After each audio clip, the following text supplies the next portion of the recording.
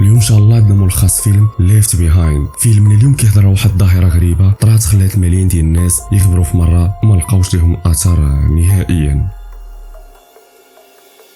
فيلم اللي كيبدا معاك لوي اللي رجعت من السفر باش تحضر العيد ميلاد الاب ديالها راي اللي كان خدام بيلوت، فاتصلت بالام ديالها وقالت ليها بلي غدير ليه مفاجاه وما يدخل للدار يلقاها، ولكن الام قالت ليها بلي الاب ديالها عنده رحله طارئه وراه غادي للمطار. فقررت كلوي تسنى في المطار باش تسلم عليه وتقول ليه بلي كانت باغا تحضر معاه العيد ميلاد ديالو وتحس انهم عائله وحده. وهي جالسه في المطار كتعرف على واحد خونا سميتو كاميرون خدام محقق صحفي مشهور، فبقاو كيديو ويجيبوا في الهضره حتى شاف الاب ديالها جا للمطار ومعاه المضيفه هاتي ومع شاف بنته عنقها وقالت ليه بلي كانت باغا يدير ليه مفاجاه، فتاسف ليها بسبب ظروف الخدمه ديالو وانه تمنى يدوز معاه النهار كامل. وهنا كلوي كتلاحظ بلي الاب ديالها ما لابسش خاتم الزواج، فسولاتو على السبب وقال ليها بلي ما كيلبسوش في الخدمه. من بعد كيتعسروا الطوموبيلتو باش تمشي بيه للدار، وهنا كيضطر يخليها ويمشي حيت وصل موعد الرحله. من بعد كتعاود تلاقى بكاميرون في المطار وقال ليه بلي حتى هو غادي مسافر لندن في نفس الطياره اللي مسؤول عليها الاب ديالها، فكيودعها وكيمشي. من بعد كلوي كتركب في الطوموبيل كتمشي لدارهم وتلاقات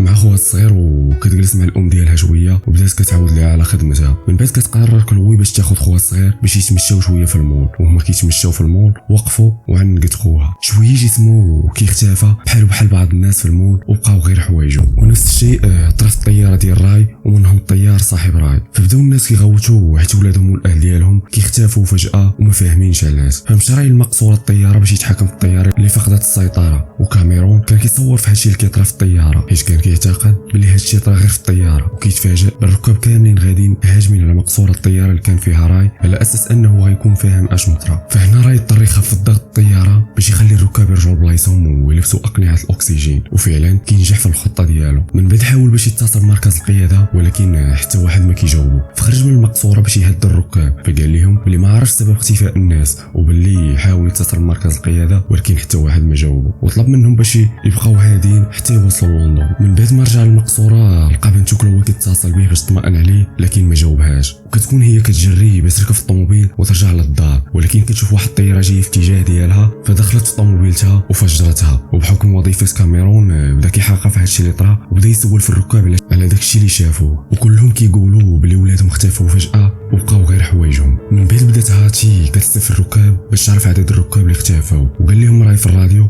بلي ضروري خاصو يرجع للمطار في نيويورك وغادي نوصلوا بعد 3 ساعات. وهنا كيتفاجئ بواحد الطياره جايه في اتجاه ديالو واستنتج انه غادي يكون صيد الطيار الالي، هادشي اللي خلاها محافظه على مسارها. فبقى راي كينبه في البيلوت اللي في الطياره الثانيه ولكن ما كيكون حتى واحد في مقصوره الطياره وحتى هو اختفى. فكيحاول راي انه يتفاداها ولكن كيخبط في جناح الطياره، وفي نفس الوقت كتكون كلوي كتقلب في الشارع على خوها فنيسته مشات باش تقلب عليه في السبيطارات، وراي كيقول لها باش تصور الضرب اللي في جناح الطياره باش يعرف مدى الضرر اللي طرا. فلقاه باللي الخبطه جات في الفرامل وهادشي غيخلي الطياره ما تقدرش توقف فاش غيبغي يهبط بها. فرجع كاميرون باش يشوف الجناح ديال الطياره فكيلقى باللي بداو كيفقدوا وقود الطياره واحتمال كبير ما غاديش يقدم باش يوصلوا، وكيبقى الامل الوحيد عند راي هو انه ويتسنى التسريب يحبس ولا يوصلوا للمطار قبل ما يتقاضى البنزين. من بعد كلوي كتمشي لدارهم وهي في طريقها كتشوف بزاف ديال الحوايج فوق الارض والناس كتبكي بسبب فقدانهم لولادهم وعائلتهم. وفاش وصلت للدار بدات كتقلب على الام ديالها ولكن ما لقاتهاش، شويه كتسمع صوت دوش محلول فكتمشي وكتلقى سلسله الام ديالها مليوحه في الارض وكتعرف بلي حتى هي اختفات بحال الناس اللي اختفاو بدون سبب. وكيكون راي كيحاول يوصل لتفسير هادشي اللي طرا، فبدا كيقلب في حوايج الصديق ديالو وجا في بالو بلي هاد الناس اللي اختفاو هما الناس المزيانين وهادشي كرحمه ليهم، ولكن هادشي كيكون مجرد تخمين. وفي نفس الوقت كيكونوا الركاب حتى هما كيفكروا في نفس السبب وتوقعوا بزاف ديال السيناريوهات ومن بينها ان الفضائيين هما اللي خطفوهم ولا الطياره غتكون دخلت في شي ثقب اسود. وفي نفس اللحظه وحده من الركاب سرقت مسدس شي بوليسي كان جالس حداها واختفى، وبدات كتهدد فيهم وقالت لهم باش يقولوا لها بنتها فين مشات ولا غتقتلهم، وكتهمهم كاملين بلي متفقين مع راجلها باش يخطفوا لها بنتها وانها حلمات بشي طياره هبطت في الارض وخطفوا لها بنتها وعطاوها للاب ديالها، وهادشي كامل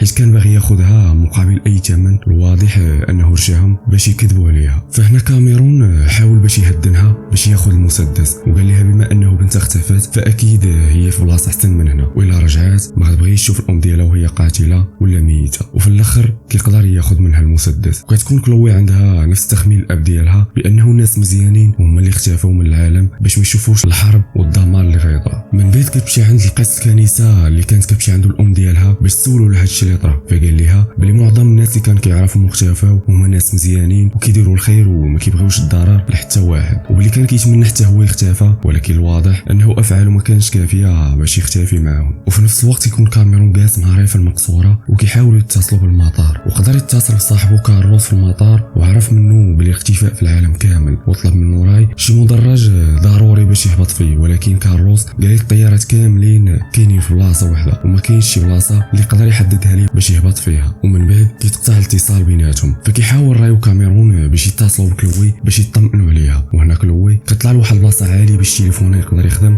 وتقدر تطمئن على عائلتها، وفعلا تليفونها كيصوني وكتعرف بلي الاب ديالها باقي حي، وكتقول ليه بلي خوها والام ديالها حتى هما اختفاو. فتأسف ليها حيت خلاها بوحدها وانه كان كيتمنى يكون معها. كيقول ليها بلي ما كاينش شي مدرج اللي يقدر ينزل فيه، ممكن الطياره تنفجر الا حاول يهبط في شي بلاصه غير مخصصه للطائرات. وفاش قطع معها الاتصال قال الركاب اللي قربوا وصلوا نيويورك، ولكن الوقود قرب يتقاضى وبلي ما كاينش مدرج خاوي اللي يقدر يهبط فيه. شويه كلوي كتصل بكاميرون وقالت لي بلي كاين واحد الطريق مسدوده بسبب الاشغال وممكن ينزلوا فيها، فصيفطت لي احداثيات المكان باش يقدر يحدد مكان الطريق بالضبط. فطلب منها راي علامه هبوط، فكتفكر كلوي تشعل العافيه في معدات البني باش تكون العافيه قويه باش يقدر يشوفها، وفعلا كتنجح الخطه ديالها. فمشى راي في اتجاه العافيه فبدا هابط، ولكن كتهرس الرويضه اللورانيه ديال الطياره وبقات الطياره كتحكم الارض حتى وقفت قبل ما تخبط في واحد الشاحنه ديال الوقود. فنزلوا الركاب من الطياره وهما فرحانين، هناك لو شافت الاب ديالها واقف مع كاميرون فمشات كتجري لعندو وعنقاتو. من بعد كيشوفوا العافيه شاعله في مدينه نيويورك كامله، وبقى سبب الاختفاء مجهول لحد الساعه، وكل واحد فيهم بدا كيقنع راسو بسبب معين لحساب المعتقدات ديالو. ولكن راي كان فرحان حيت قدر ينقذ الركاب وحتى بنته معاه.